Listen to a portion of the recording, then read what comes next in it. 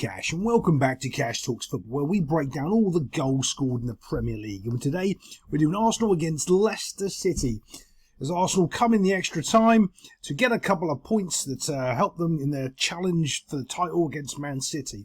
We're going to start this goal right here with, unfortunately, it's Jamie Vardy, and I like him, and I don't like saying, but normally I don't care about players. Generally, he was one of those players I put a short out on FIFA that I used to buy and always had him on the bench and come out. Everyone had that player on FIFA that they used to love, you know, to buy anyway. No matter what his stats were, just because you liked the player. Mine was Vardy. But right here, this is one of these little things that's been creeping into the Premier League more and more, where players are just stopping playing and asking for the referee to do something. I commented on my Chelsea breakdown, Jadon Sancho. If you just play the game, you're better off. He doesn't, and they end up scoring, I'd say, within 10-15 seconds later. Watch this little interaction here. He's getting kind of pulled back. He's holding up the ball, and he just kind of quits. And he probably could have flicked, kicked, done something to the ball, or sold the foul a bit better if he's going to do that. I don't think he's that weak of a player, that he's not being pulled back and losing possession of the ball. If he really tries there, I think Vardy is actually doing something. But, yeah. So, the ball ends up going down to the other end almost immediately. You can still see Vardy here complaining to the referee, and this is the pass down the flank. This here, however, is a bit of concern for Leicester City, right? Let me just move my camera to the other side so I can show you this a little bit better. Right. You can see these two, and this overlapping run. That's where the ball ends up going, okay? But this gap here between these players is the thing I'm going to point out over and over in this game, because it's the reason that they concede goals. If you watch the actual that gap and that amount of space they allow Arsenal to actually play into. First of all, this is an overlapping run. This should be really easy to deal with, but everyone sort of panics because Saka's on the ball, and they all start trying to close him down. Watch this.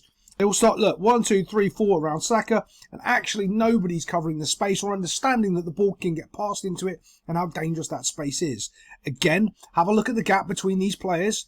Look at the actual space between these, because that is going to carry on.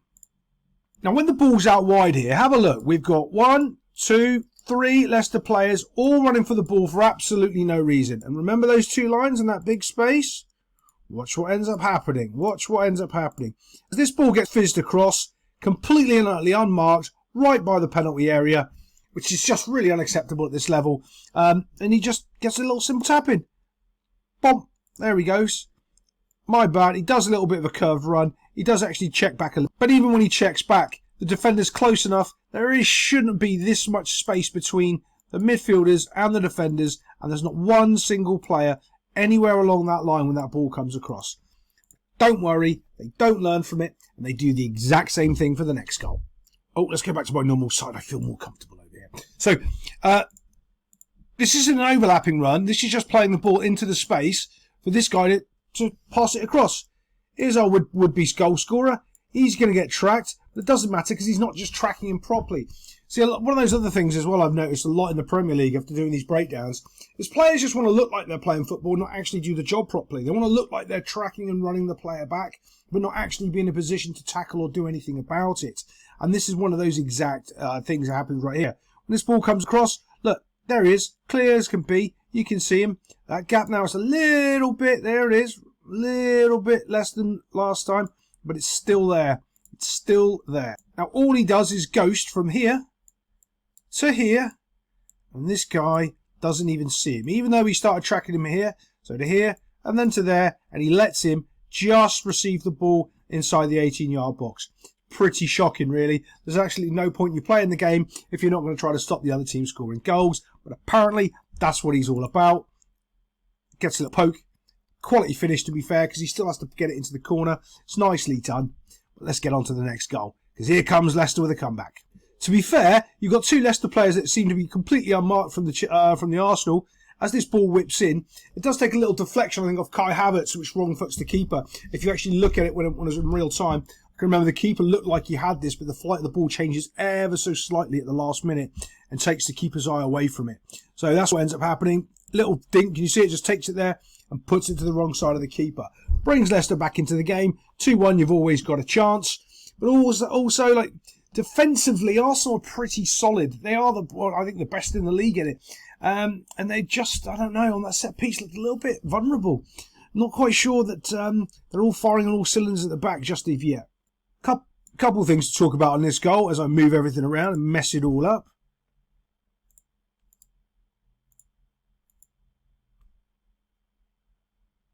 I'm so leaving that mistake in. I'm not editing it out. I was trying to switch my camera to the other side before I was showing the game. Right, so there's going to be a long delivery to the back post, but I really want to talk about this finish because it is quite quality. And also, Arsenal just don't seem to deal with it properly. As this ball comes across, watch this.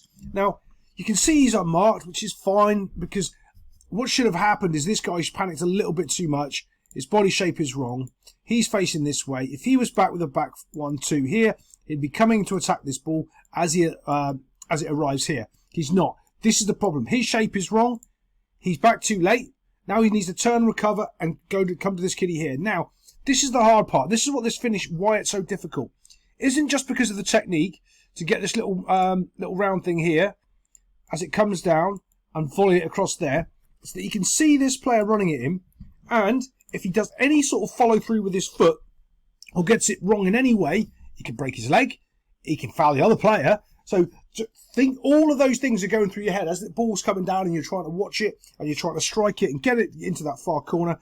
Yeah, it's a really good take, to be fair. So as it drops, he just guides it, boom, and hits it perfectly. And you can see how much that swings in and goes inside the bottom corner of the net box. Really, really quality strike. Yeah, he's going to replay that once or twice tonight. So this was like in the last, it was kind of strange. It was like 9 minutes of extra time and then it added on to 11 because, you know, football, let's just make it up. Yeah, that's what they do with the rules anyway. A couple of issues here, though, I have, is when you're down this far, I would definitely have a guy on the post here, just because I keep saying this. If the keeper is covering that front post, you are so exposed on the back post. And remember, you're not marking the back post. You're coming out from the back post to clear the ball down the field because your shoulders are here and you can see all of this area here and it's easier for you to attack the ball and clear it. Simple person on the back post here, not a goal. They get a point. They go away as heroes thinking that they've just won the league again. Good old Leicester. But they don't. It's a bit of a bundle ends up happening. Just a knock. It ends up going through two people's legs. No one knows what's going on. One of the people's legs, I think, is the goalkeeper. And it's in the bottom of the net box, right into the far corner.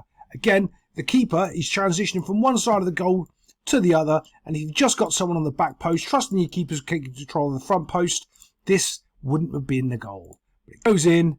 Donk, donk. Yes. And Arsenal all of a sudden are 3-2 up with a couple of minutes left to go. And then they nick another one. Let's take a look at that. Okay, this one is a bit of a weird one because I thought Havertz was offside until I remembered one of the old rules that might not necessarily be one of the new rules because, you know, they change the Premier League rules all the time. Yeah, I really need to pay more of attention to what this year's rules are and the offside and how they're handling it. But they're so vague sometimes, it's not worth it.